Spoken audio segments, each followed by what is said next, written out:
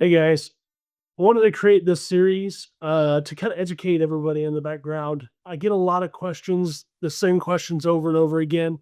People have ideas for a new innovation, a new widget, and they get really excited about it. And the first thing they want to do is they want to go out and protect this idea with a patent, or they want to go out and they want to build a prototype, or they want to go and do something, and it's just not the right move.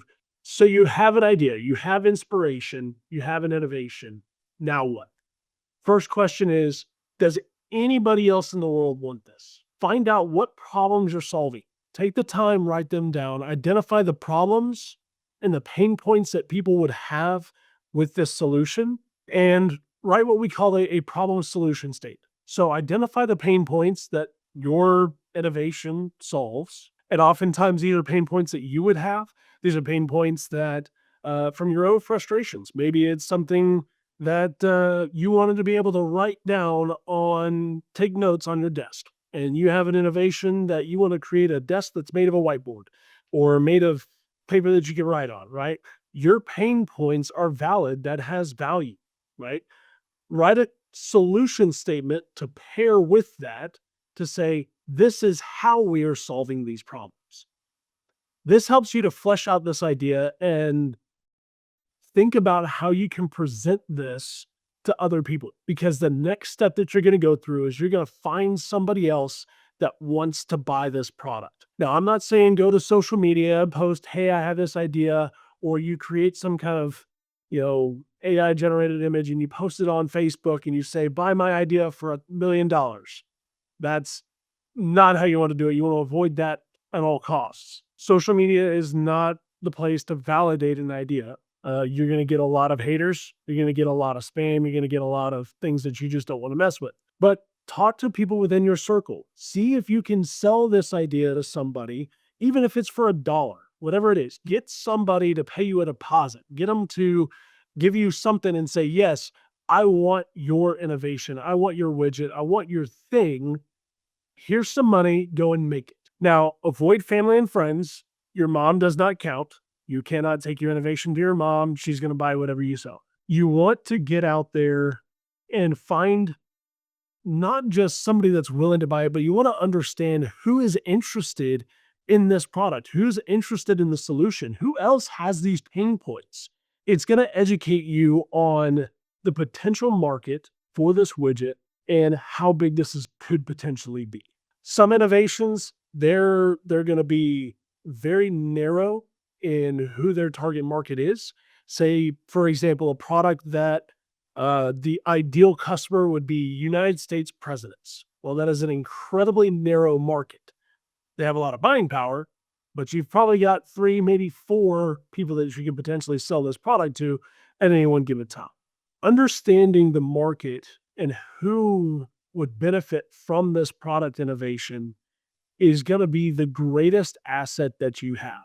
Because before you go and spend $1 or a nickel or whatever it is to develop this product, whether that be in patents, prototypes, whatever you want to spend that on, you want to know that there's value in your idea that you have. You want to know and confirm that somebody else is going to see that value that you see. They're going to have a similar pain point, and they're going to be seeking out a solution that you have. So your next step, once you've identified your target market, then we start to move into fleshing this out. You're going to want to take that idea, describe it to an industrial designer or somebody that can flesh this out in a digital realm. So we're going to use tools like industrial design, sketching, CAD design, moving into some of these visualization tools where we take whatever it is in your head, your imagination, and we're going to get it down on paper per se, right?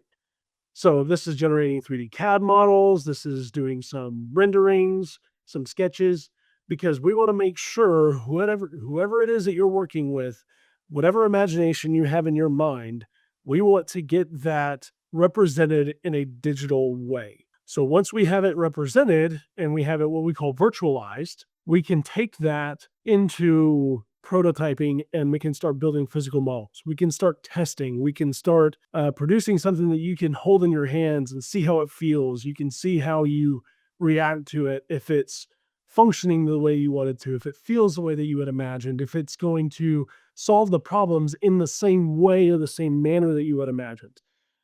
Once we have that virtualization of that digital prototype, we can start putting some numbers to it, right? So we can start to better understand what is it going to take to actually make this fit? What are the manufacturing processes that are involved? What's our upfront initial investment?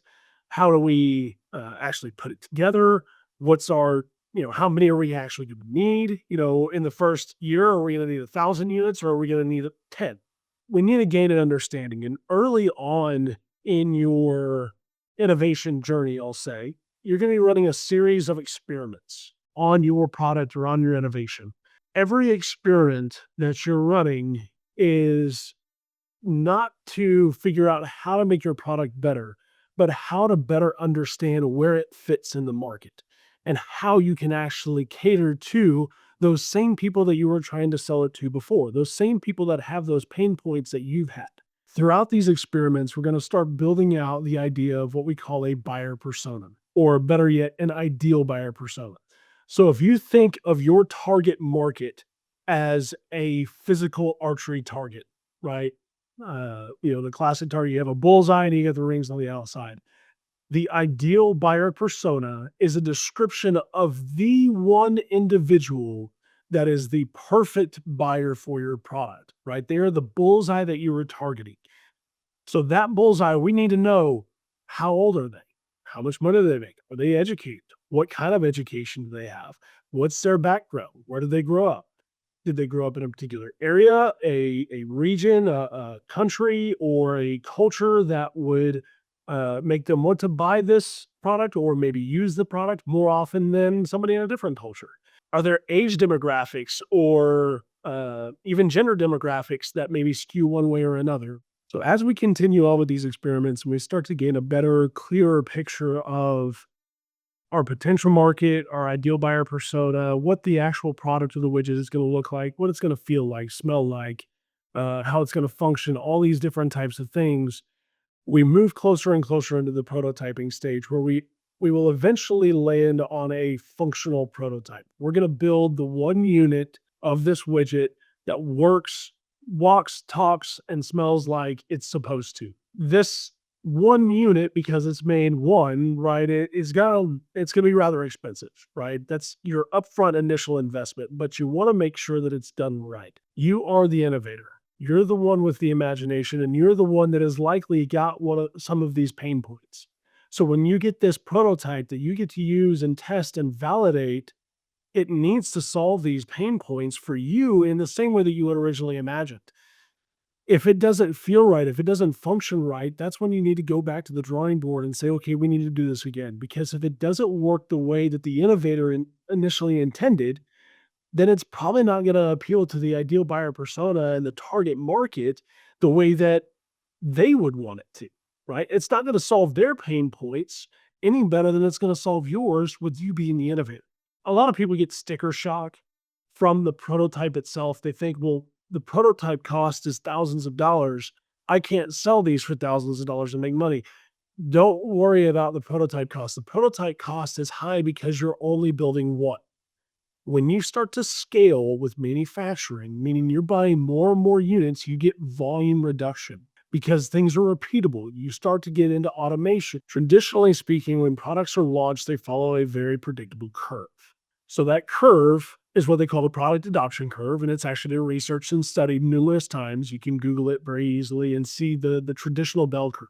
And it factors in who adopts a new product or a new innovation within the market and what is their buying behavior. So it's going to break down into, we'll say, 4 to 5 segments, right? You have the earliest people that are buying this product are your innovators. Those are the guys that sat in the line overnight to get an iPhone 3 when it first came out.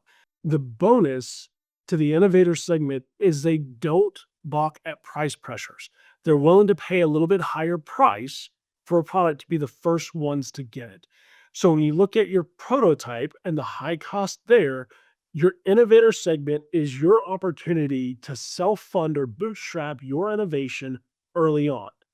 You're also going to get a higher retail price from that innovator segment than you would the rest of your market. That innovator segment is really, really small, though. It's average 2 to 3% of the total market.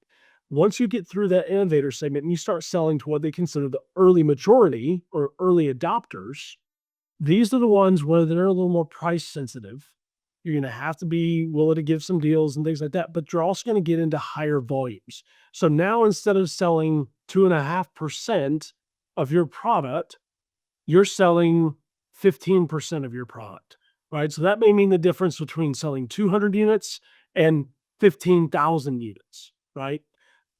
With that increase, now you start to move into higher production processes for manufacturing, which thereby come with a lower piece part cost.